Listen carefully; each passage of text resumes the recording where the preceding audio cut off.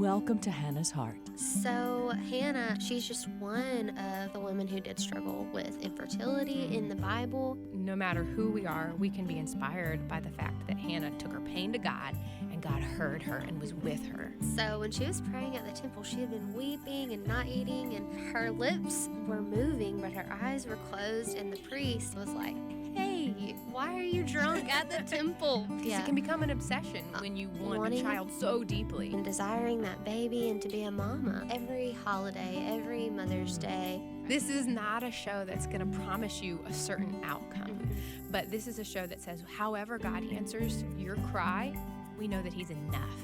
Hi, I'm Kendra. And I'm Ann, and you're joining us on Hannah's Heart with AFA, American Family Radio. So thank y'all for listening in, and if you're watching, you can see we have some sweet guests with us today.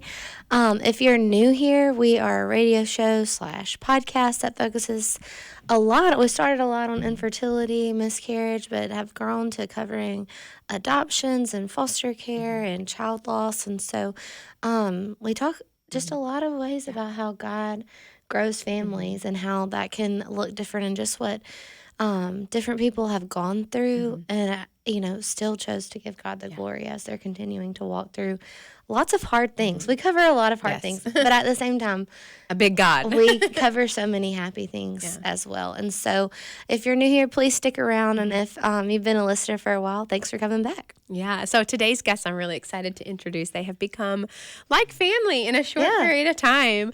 So first of all, background story, we have Sheila and Ben Hurst here, and they were Hannah's Heart listeners, and several months back had reached out to us to say, would it be possible to meet you guys? We're going to be in the area. We would love to come visit you.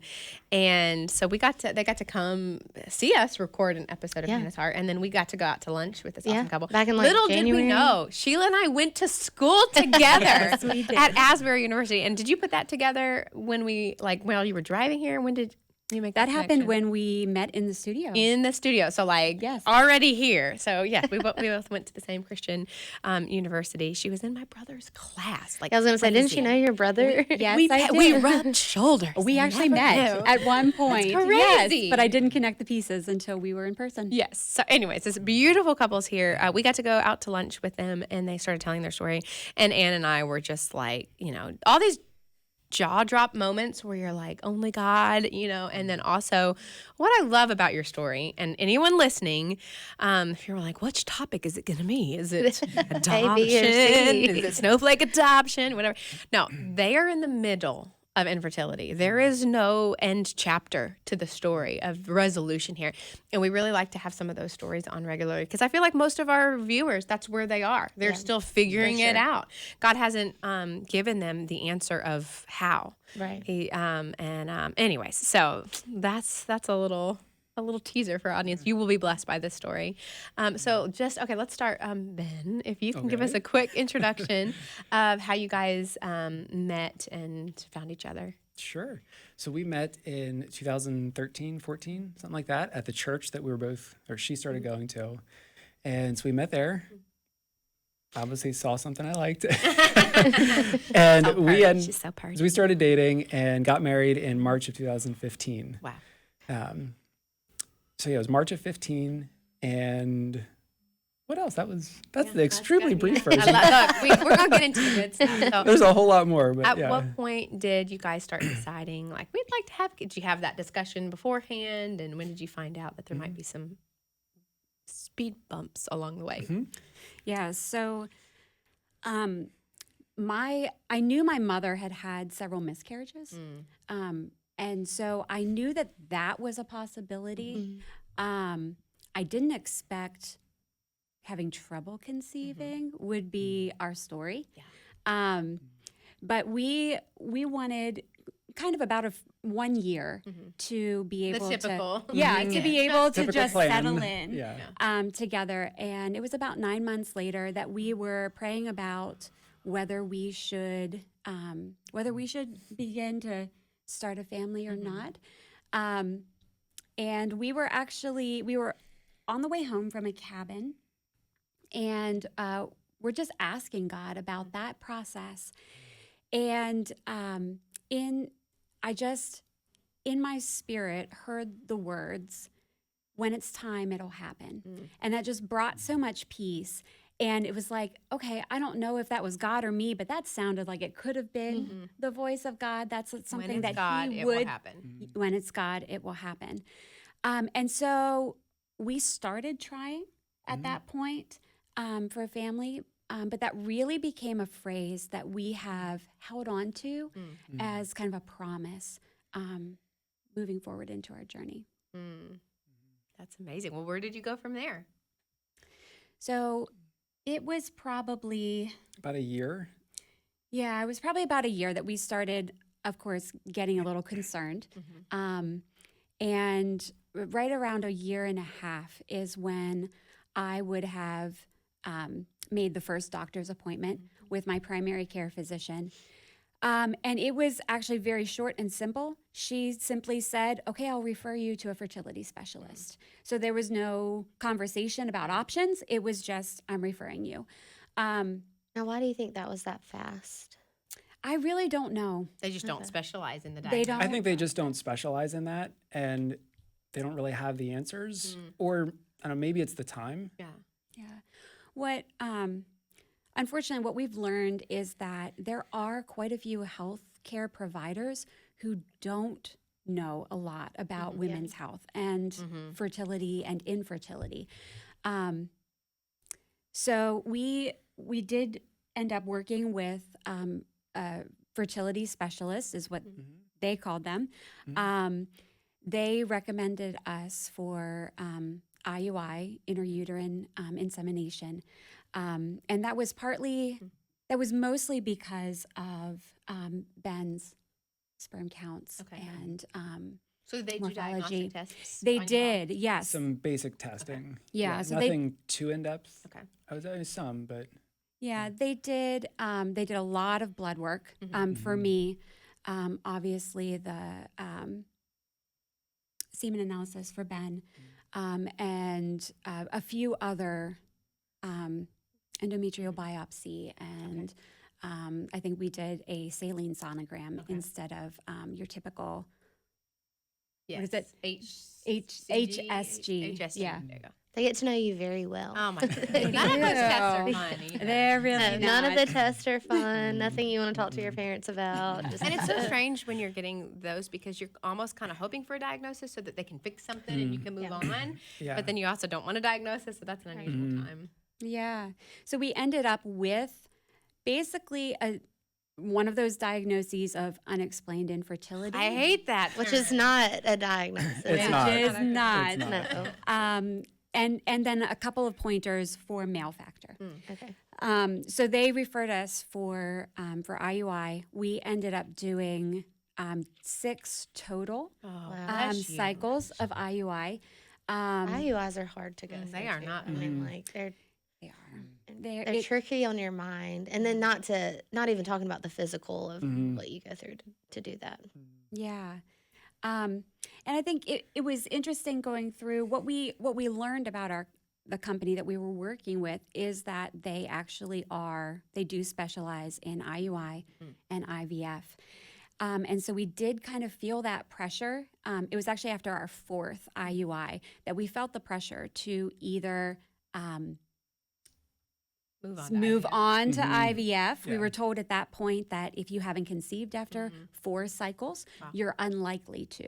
Yeah, that's what we were told. So we were going to quit, and at that point, the nurse actually said that they had received donations of injectable medications.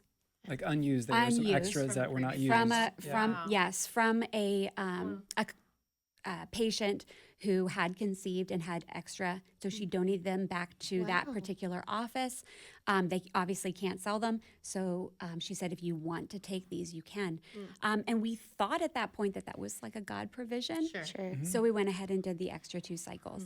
But unfortunately, that did not happen for us. The hard thing with both IVF and IUI, and we've talked about this on the show, is that it is a wonderful like workaround for a lot of unexplained Yeah. infertility, but it Yeah. often never gets you to the true issues and the problem of Yeah. the diagnosis. Right. Yeah. Now, when you're doing these IUIs, is this like each month, or was there some spaces in between? There were some spaces. I had done my first cycle. They call it a test cycle, so that insurance will cover it. But and I had developed cysts after that cycle. Okay. So they changed medications. I had to take a cycle off. They changed medications, and so then I was on letrozole, and that worked a little bit better. I think we did have one or two other cycles in there where either we were away and wouldn't have had the time to. Come in for the blood work or Right. checkups. Like to and make stuff sure like that you were there Yeah. the day that you're supposed to be there. Let's talk about the emotional drain and how you felt when you had your 6th IUI that failed. What were your conversations like then? That was probably one of the roughest seasons. Yeah. And I guess you'd say it was a pretty dark season, Yeah. honestly. It was tough. It was challenging. And I think at a certain point we just said, we're done. Like, Was it causing strain on your marriage, on your mental health? Like what were the I would hardest say things? both. Yeah. There were some. This is going to get real. That's There okay. were there were some times during that period doing IUI that were very hard on our marriage. Because it's like a job and it's like very like timed. Yes. Yeah. You're charting and nothing. And we is- had different perspectives. So there were some times when Ben was not. He was a little more skeptical of what we were doing. He was a little more skeptical of the things that I was asking him to do as far as supplements.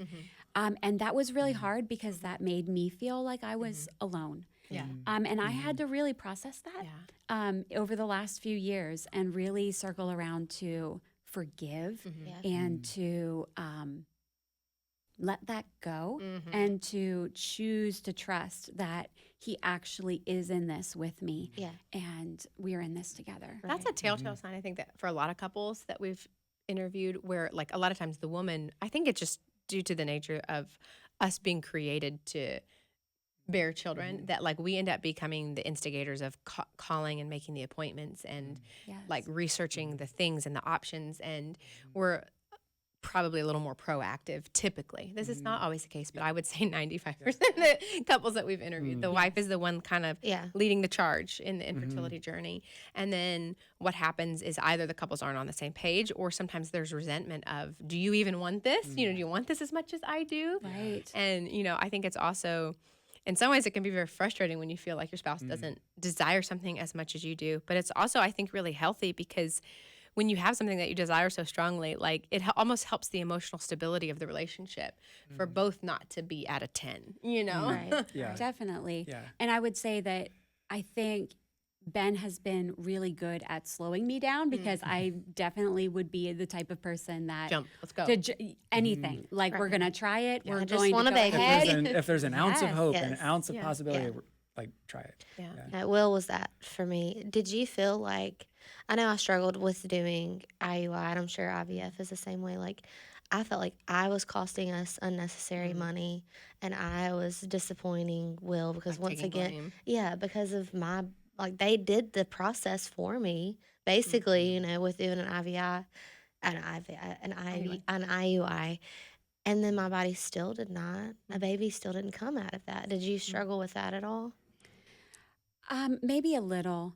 I think there was an added element because we did know that there was part male factor in there, Oh, okay. where it was. You didn't know 100% what the issue. We didn't. I did end up being put on some thyroid medication. That was the one thing that we came out with, like, okay, well, your thyroid's out of balance, so let's treat that. But other than that, there was not a whole lot to go So on. you were just taking letrozole as like a proactive.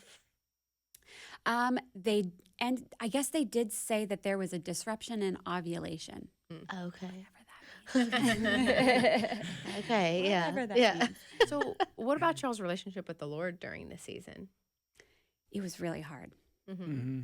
It was really hard because we have gone to a church. We both truly believe that God heals, that He is sovereign, that He is anything is possible for Him, and so that approaching Him over and over and asking for the desire of your heart. It's scary to ask. Yes. You want it so Yeah. big. Yes. And to see it in His word of, every barren woman in the Bible except one that's mentioned conceived a child. Yeah. And that was so hard, seeing that in His word, knowing this is who you are and this is what you do. And I'm asking you for that, and you're not.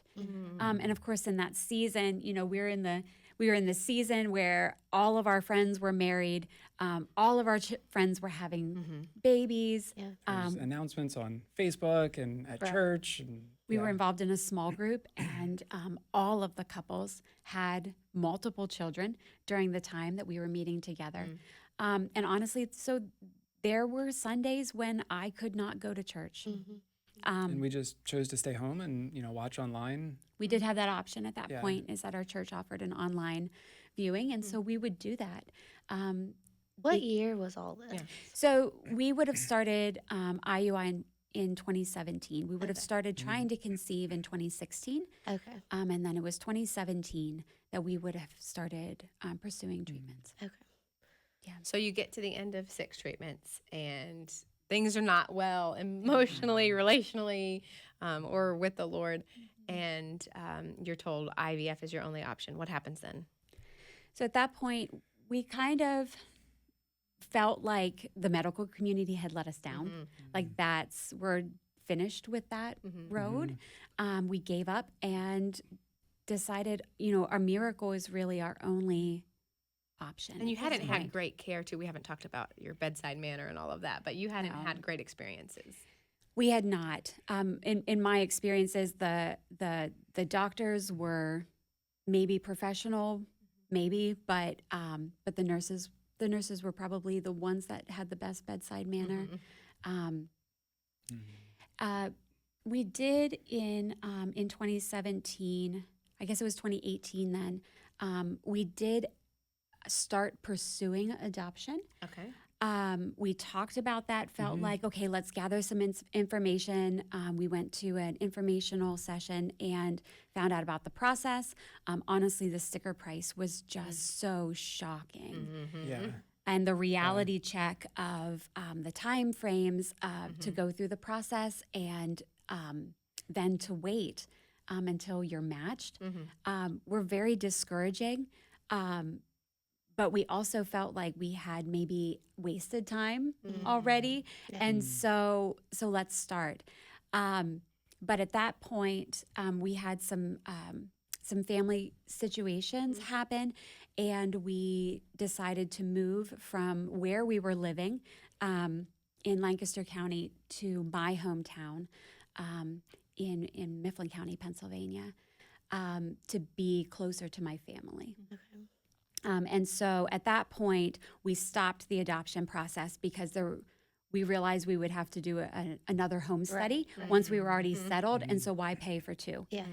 So we kind of stopped that process. That had to feel so defeating.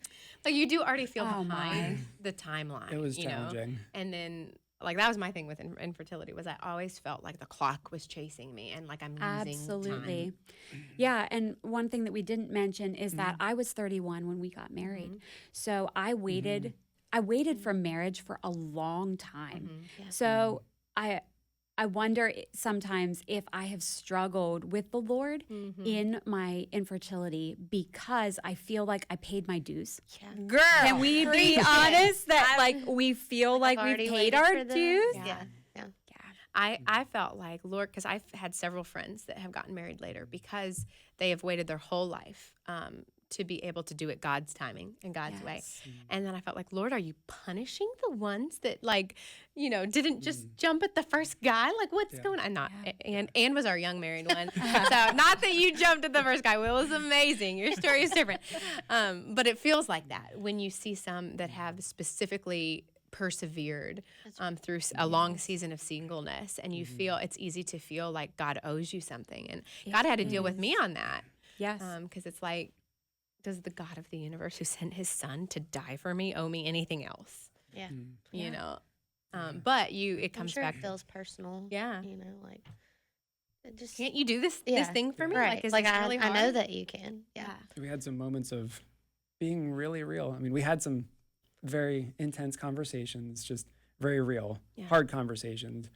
But we had some moments where like there is just a lot of emotions stewing and boiling under the surface that just have to come out somehow. And Right.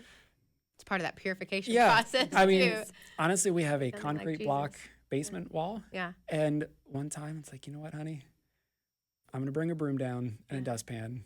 Yeah. Here's some glass bottles. There you go. Let's just. Did you really? We really We did.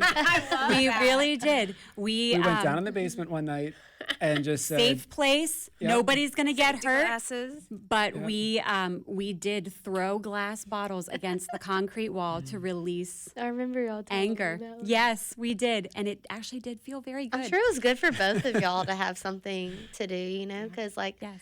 and handling that together, I guess, in like a fun, and I know it's not silly, but fun, Yeah. silly way, Yeah. you know, Yeah. like instead of me yelling at you because that's what I could do right now, you know.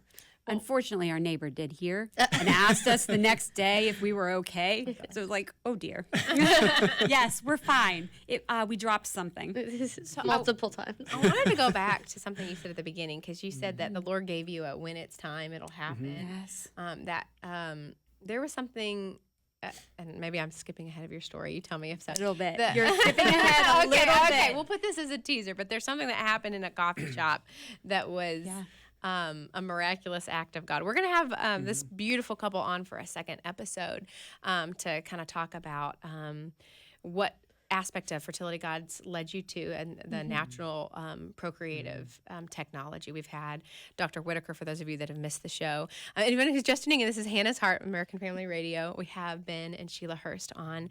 And we had Dr. Whitaker on several weeks ago to talk about NAPRO technology. And it's something super helpful. And before we get to that part of their journey, what are we missing before? So after we had moved, we did in 2021. I started having some symptoms, some abnormal bleeding. I did go to my primary care at that point. She mentioned, she's like, "Oh, it's probably you may have polyps, but it's really, unless the bleeding gets bad, it's not a big deal." Of course, now looking back, I know that they actually are a big deal. But that was kind of showing me that there were some things in my body that we didn't know about yet. Interestingly enough, in 2021, out of the blue, my period was late. And I was actually very upset. I was convinced that this was another sign. This was right after the abnormal bleeding. I was convinced this was another sign that something was not right. And so I actually took a pregnancy test to prove that I was not pregnant, so I could tell the doctor I was not pregnant and that I needed additional testing. And it was positive. Wow. So obviously we were overjoyed. Sent Ben out to get another pregnancy test. 17 of them. He had to And go. it was he the had one to store closest to us was out. I'm like, no. you can't be out. just So I drove oriented 10 minutes, 15 minutes the other way, grabbed whatever they had, came back. and came back. And obviously the second one was positive as well. So we were overjoyed. Unfortunately, we found out a week late. Oh, I did start to miscarry a week later. And then one final week, we learned that it had been an ectopic pregnancy, which just kind of ramped up everything. Yeah. Walking through that loss was really hard. I feel like there was grace for that season. And a lot of people told me that I should be happy that at least we know you can conceive. Yeah. But Which is partially true. Don't ever But start a it conversation is- with somebody struggling with infertility with Yeah. at least. Yeah. Yes. Like it minimizes whatever pain they're going Yes. through. That just We frustrates- discussed that there was a little bit of hope that, okay, this can happen again. But still, it was really so much hard. pain of a child Yeah. lost. Yes, it is. Wow. It is. And it feels was just like really a tease challenging. of Yes. something you've been praying for so long. And it came so close and then Yeah. didn't. yeah. Well, we are getting to the end of this show, but part 2 will come, and so we'll finish this up. So if you're listening to part 1, we got to keep you going to Can I part just 2. say, if you don't have a chance to listen to part 2, this couple has so much hope and encouragement. You need to make it happen. This is not the end of their story. Even though we don't know the final chapter, God has been with them, and they just glow when they talk about the Lord and his goodness. And he has goodness for you, even in the middle of the journey. That's right. Thank y'all for listening to Hannah's Heart, and we'll see you back next week.